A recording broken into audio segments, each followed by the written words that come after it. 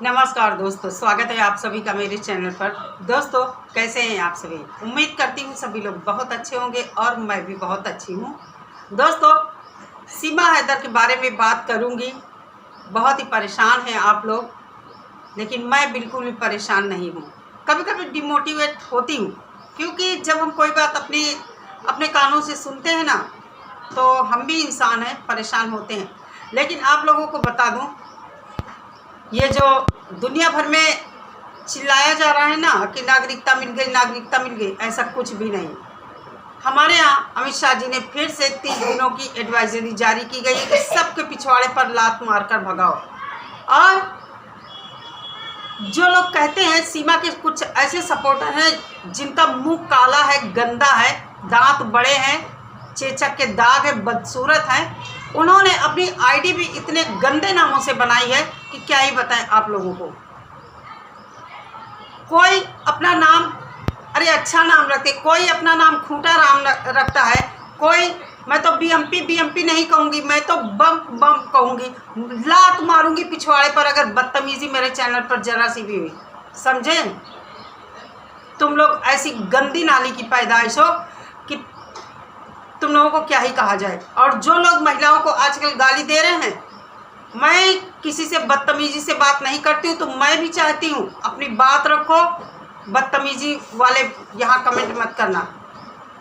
सबको आजकल पता है किसी की आईडी कैसे निकाली जाती है, घर का एड्रेस तक मिल जाता है। तुम ही लोग नहीं बड़े काबिल बैठे हो यहाँ पर, सबको पता है। दोस्तों, सीमा हैदर के बारे में ज़्यादा परेशान होने की ज़रूरत नहीं है। सरकार हमारी जो करेगी हम सब उसके साथ हैं। लेकिन यहाँ ये समझ में नहीं आता है कि ये महिला हिंदू मुस्लिम करती है, अपने वीडियो के माध्यम से फिर सामने ऐसा आया है।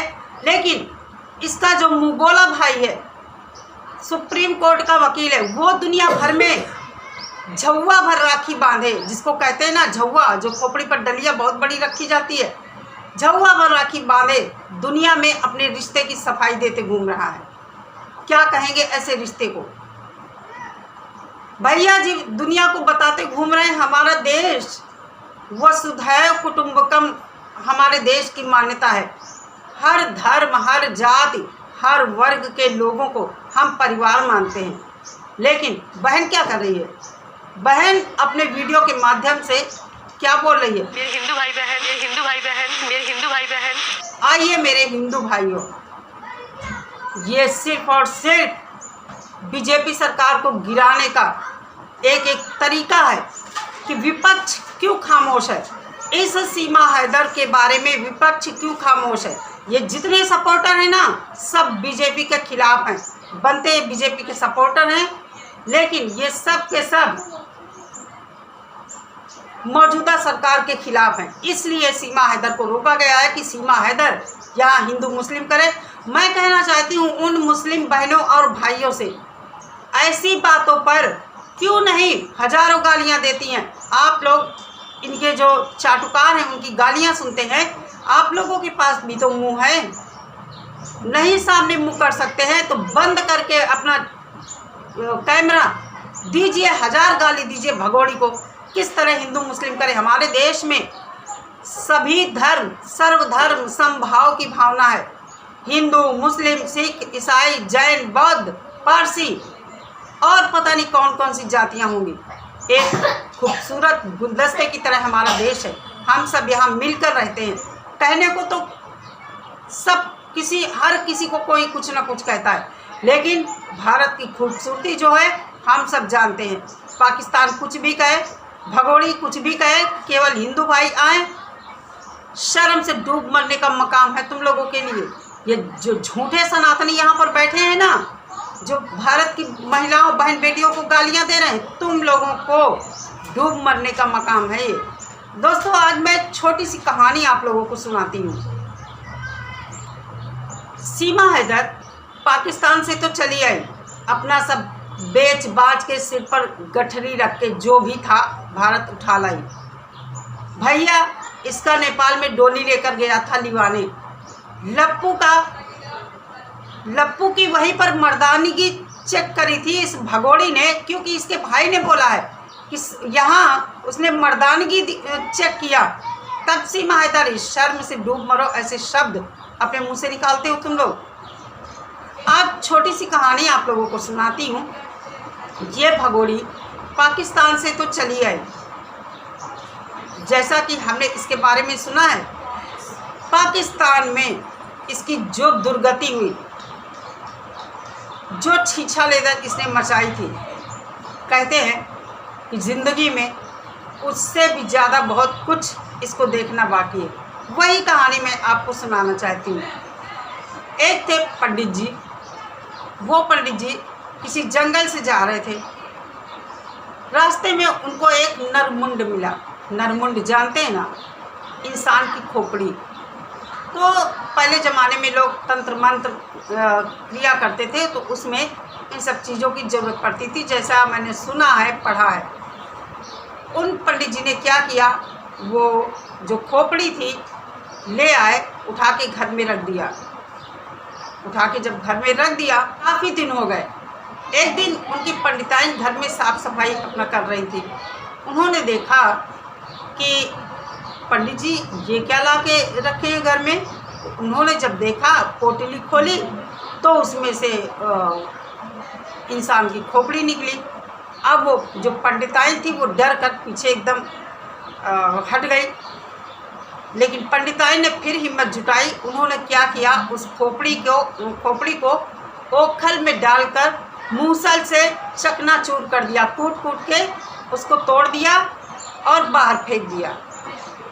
पंडित जी जब लाए तो शायद कोई तिथि थी उस दिन। पंडित जी ने सोचा कि आज हम कुछ अपना मंत्र या तंत्र किया करेंगे। तो उन्होंने सोचा कि हम वही खोपड़ी लाने के लिए जब वहाँ गए तो उन्होंने देखा कि वहाँ वो खोपड़ी ही नहीं है। तो उन्होंने अपनी ब्राह्मणी से पूछा कि हमने यहाँ कुछ रखा था, वो कहाँ गया है, वो पोटली कहाँ गई है।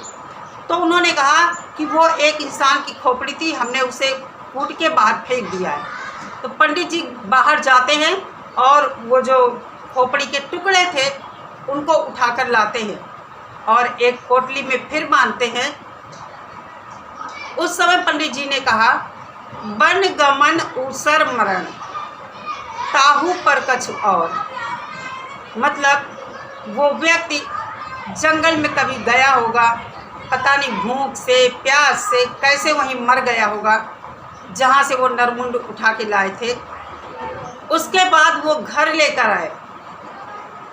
देखिए, मरने के बाद भी इंसान का कुकर्म होता है, इंसान के साथ बुरा काम होता है। घर लाए, बांध के रख दिया। पंडिताइन ने क्या किया, उसको ओखली से कूट काट के फेंक दिया। तो कहते हैं बन गमन ऊसर मरण ताहू पर कछुआ। तो पंडित जी की जो लाए थे नरमुंड, उनकी खोपड़ी के साथ ये क्रिया होनी थी कि मरने के बाद भी उनकी खोपड़ी पर मूसलों की मार पड़नी थी। कहते हैं कि इस तरह के जो लोग होते हैं ना, मरने के बाद भी उनके शरीर के साथ वो बुरा हाल होता है, वो बुरा हाल होता है जैसे इस खोपड़ी का पंडिताइन ने मूसलों से उसका चूरा बना दिया था।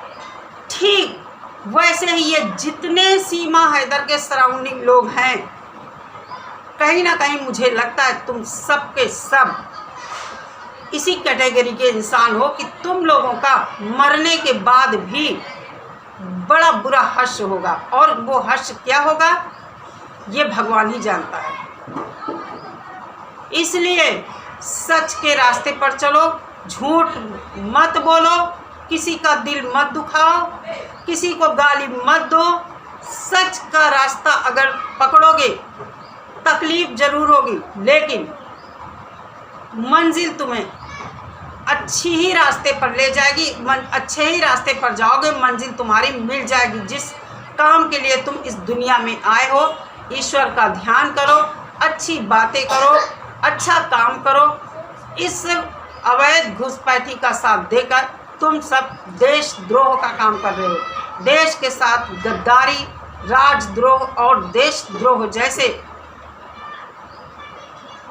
दोष लगते हैं इंसान के ऊपर। क्या अधिकार है तुम लोगों का किसी की महिला को गाली देना कि हैदर के पास चली जाओ, तुम्हारी बेटी हैदर के पास चली जाए? शर्म नहीं आती है तुम लोगों को? यही सोच लिया करो, जिसको बोलोगे वो भी तो तुम्हें उलट कर बोलेगा। तुम्हारे बाप का कोई खाता है? तुम्हारे बाप का तो कोई खाता नहीं है। जिसको गाली दोगे, एक दोगे, वो तुम्हें पलट कर 10 देगा। क्या तुम्हारी इज्जत रहेगी? लेकिन ये सब बातें वही सोचता है जो इज्जतदार परिवार का होता है। तुम जैसे नाली के कीड़ों के दिमाग में बातें नहीं आती हैं। बहुत सारी बातें आजकल सुनने में आ रही कि सीमा हैदर को नागरिकता मिल गई, कोई यहाँ मत बोलो, कोई मत बोलो, मुंह बंद कर लो, चुप हो जाओ। क्यों? तुम्हारे बाप का यहाँ राज चल रहा है क्या? यूट्यूब तुम्हारे बाप ने खुलाया क्या?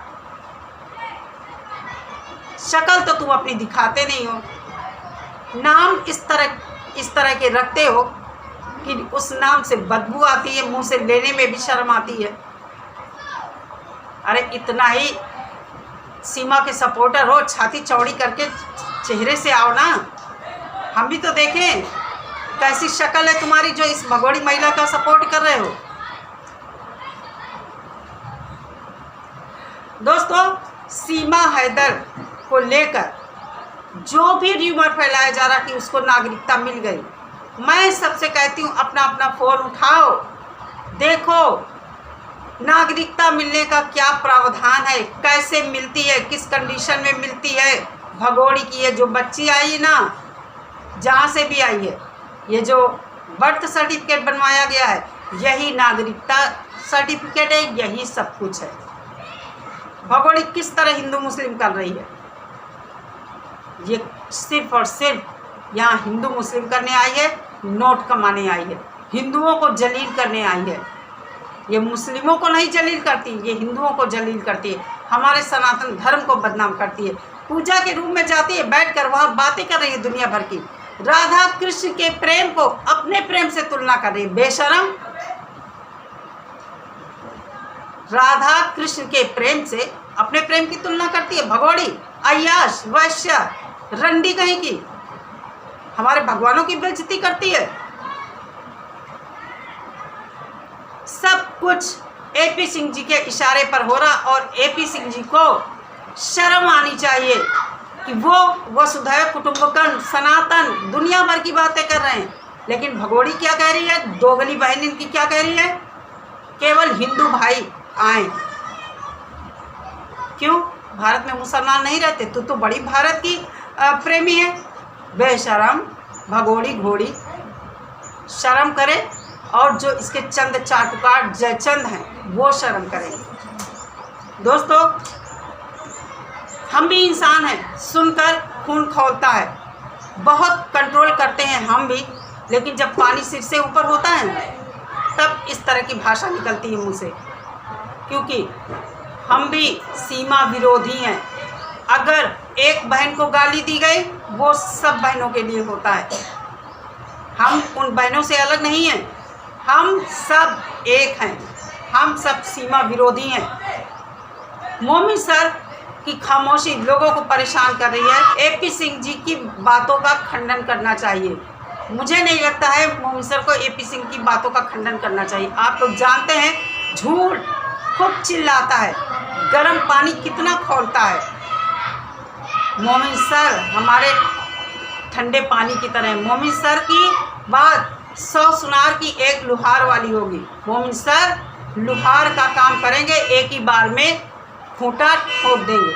आप लोग देखिएगा, भगोड़ी सिर्फ और सिर्फ भारत सरकार की दया दृष्टि पर यहाँ है, इससे ज़्यादा कुछ नहीं है।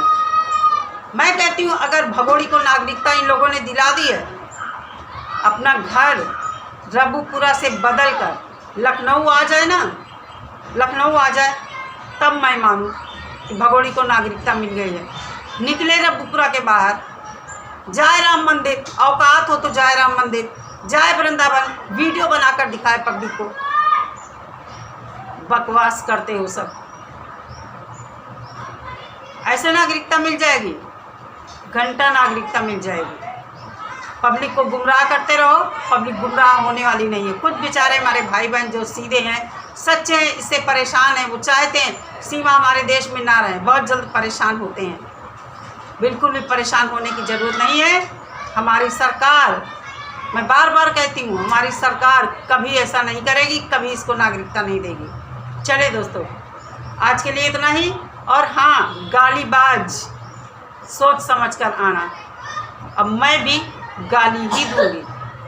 बहुत सुन लिया, 2 सालों से सुन लिया है। अब लात मारूंगी पिछवाड़े पर, नाक रगड़ाऊंगी चैनल पर अपने। औकात हो गाली दे के दिखाना। इतना ही।